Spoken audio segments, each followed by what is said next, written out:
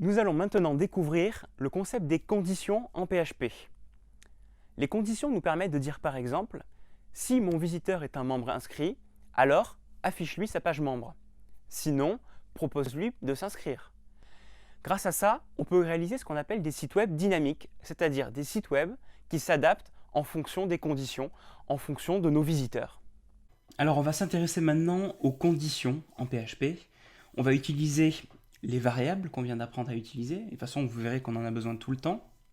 Et on va exécuter certaines actions en fonction de critères qu'on va définir. Par exemple, on va définir une variable âge. On va dire que le visiteur a 8 ans. Et on va décider d'afficher un message en fonction de l'âge du visiteur. Par exemple, je vais écrire si, if en anglais, l'âge est inférieur à 12, ça veut dire si l'âge est inférieur à 12 ans. Et ensuite, je vais ouvrir des accolades et je vais afficher un message, par exemple, echo salut gamin, comme ceci. Et là, je vais pouvoir tester le code. Si l'âge est inférieur à 12, ici il vaut 8, ça va bien afficher salut gamin. Donc j'ouvre mon navigateur.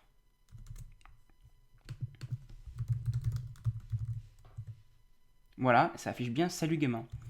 A l'inverse, si je mets un âge plus avancé, par exemple 22, comme 22 n'est pas inférieur à 12, ça ne va pas afficher salut gamin. Du coup, ça ne va rien afficher. Voilà. Il faut savoir qu'on peut faire beaucoup d'autres conditions. Je vais vous en montrer quelques-unes. Ici, j'ai fait si l'âge est inférieur à 12, mais je peux aussi faire supérieur à 12, comme ça, ou encore supérieur ou égal à 12, ou encore inférieur ou égal à 12, comme ceci. Si je veux dire si l'âge est égal à 12, là, il faut mettre 2 fois le symbole égal. Attention, parce que c'est une erreur qu'on fait très souvent. 2 fois le symbole égal, ça permet de tester l'égalité, si l'âge est égal à 12, tandis que une fois le symbole égal, comme ici, ça permet d'assigner la valeur à la variable. Là, ça veut dire que on met 22 dans la variable âge. Alors que là, ça veut dire on teste si âge vaut 12. Si jamais vous faisiez juste ça, ça aurait mis la valeur 12 dans la variable âge, ce qui n'est pas du tout ce que vous voulez faire. Donc attention, quand vous testez l'égalité, c'est 2 fois le symbole égal, comme ceci. Si vous voulez tester si ce n'est pas égal, là vous devez faire différent de. Point d'exclamation égal, ça veut dire si l'âge est différent de 12. En plus de la condition avec un si comme ceci, vous pouvez faire une condition sinon. Alors, on va revenir sur si l'âge est inférieur à 12 et sur un âge de 8 ans.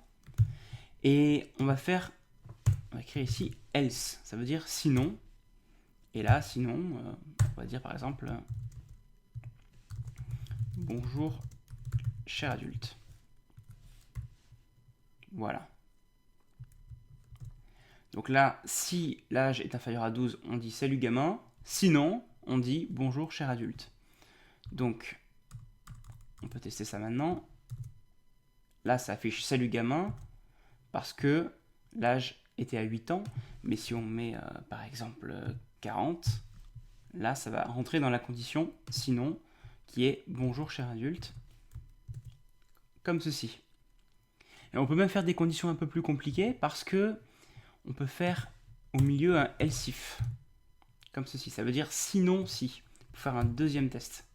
Alors là, on peut écrire la condition, par exemple, else if âge est égal à 14, on peut écrire echo tu as 14 ans. Voilà, c'est juste pour vous montrer le principe. Là, on va tester si l'âge est inférieur à 12, on affichera salut gamin. Sinon, si l'âge est égal à 14, on affichera tu as 14 ans. Et sinon, c'est-à-dire dans tous les autres cas, on écrira bonjour cher adulte. Voilà, c'est juste un exemple pour vous montrer le principe. Et là, ça affiche toujours bonjour cher adulte. Par contre, si je mets 14, ça va écrire tu as 14 ans comme ceci. Voilà. Quand on fait des conditions, il faut savoir travailler avec des booléens. Je ne sais pas si vous vous souvenez, ce sont des variables qui peuvent valoir soit vrai, soit faux, true ou false. Donc, par exemple, je peux faire une variable adulte qui indique si la personne est un adulte. Et la réponse est soit oui, soit non. Par exemple, là, je vais dire adulte égale true, ça veut dire c'est vrai. Et là, pour tester ce genre de variable, il suffit d'écrire juste le nom de la variable. Et ça se lit très bien. If adulte, ça veut dire si c'est un adulte, donc ça veut dire si adulte c'est vrai, alors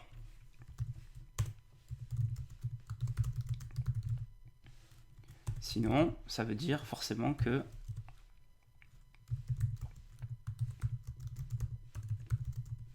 tu es un enfant. Voilà. Donc ça, c'est l'intérêt des booléens, c'est qu'on peut juste écrire le booléen, et là, l'ordinateur comprendra très bien que ça veut dire si c'est un adulte. On pourrait aussi écrire si c'est égal à true, et comme ça marche très très bien, mais c'est un peu plus long et ça ne sert à rien en fait. Donc en général, on écrit juste le nom de la variable, et on comprend très bien.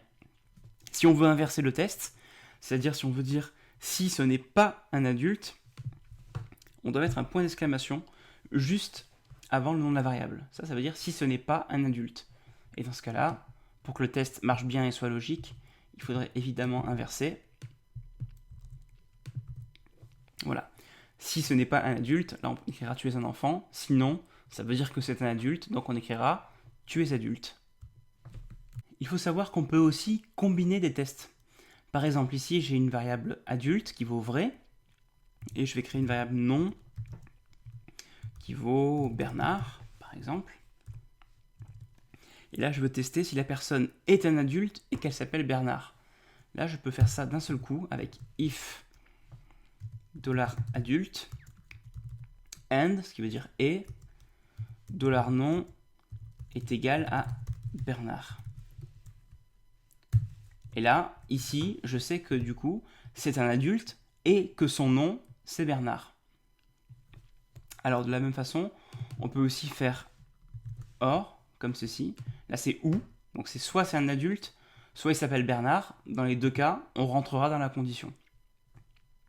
Il faut savoir que le or peut s'écrire avec 2 barres verticales, comme ceci, et que le et peut aussi s'écrire avec 2 symboles espéraluettes, comme ceci. Il y a aussi une astuce à connaître quand on fait des conditions, c'est qu'on peut couper le code PHP au milieu et le recommencer un peu plus tard. Ça nous permet de faire des choses assez pratiques. Regardez par exemple cette condition que vous connaissez. Si je dis si c'est un adulte, je peux faire echo tu es adulte. C'est très bien, ça marche. Mais on peut aussi, plutôt que de faire des échos, couper ici le code PHP, le recommencer un peu plus loin, et là l'ordinateur comprendra que tout ce qui se trouve entre ça et ça doit être affiché. Et là, comme on est en dehors des balises PHP, on peut directement écrire du HTML comme avant, très facilement. On peut écrire tu es adulte comme ceci, on peut écrire plein de textes si on veut, on peut très bien aussi mettre des balises, par exemple une balise de paragraphe, etc. Voilà, donc là l'intérêt, c'est vraiment une astuce à connaître, c'est qu'on peut fermer la balise PHP, écrire tout ce qu'on veut au milieu, réouvrir la variable PHP, et ensuite fermer les accolades, et l'ordinateur comprend que c'est entre cette accolade et cette accolade qu'on va tout afficher si la personne est un adulte. En plus des conditions if, else et else if qu'on a vu tout à l'heure, il faut savoir qu'il existe un autre type de condition un peu moins fréquemment utilisée, mais qu'il faut connaître. C'est la condition switch, comme ceci, switch age. Et là, ça permet de faire plusieurs tests sur une même variable.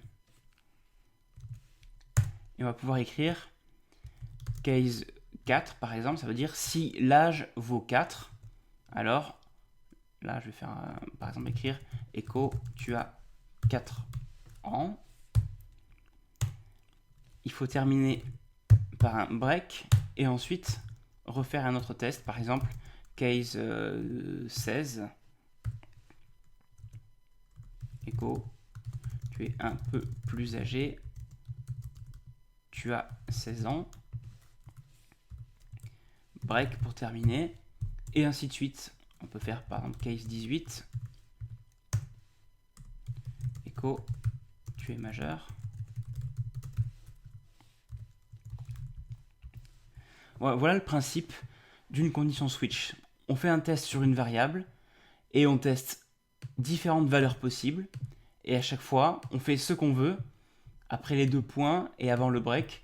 Et donc, par exemple, là, on peut dire tu as 4 ans, tu es un peu plus âgé, etc. en fonction des différentes valeurs possibles. Ça marche aussi avec un if. On pourrait très bien faire if âge est égal à 4, else if âge est égal à 16, else if âge est égal à 18. Mais là, c'est plus simple, on va dire, quand on teste une même variable à chaque fois, de faire un switch dans ce type de cas.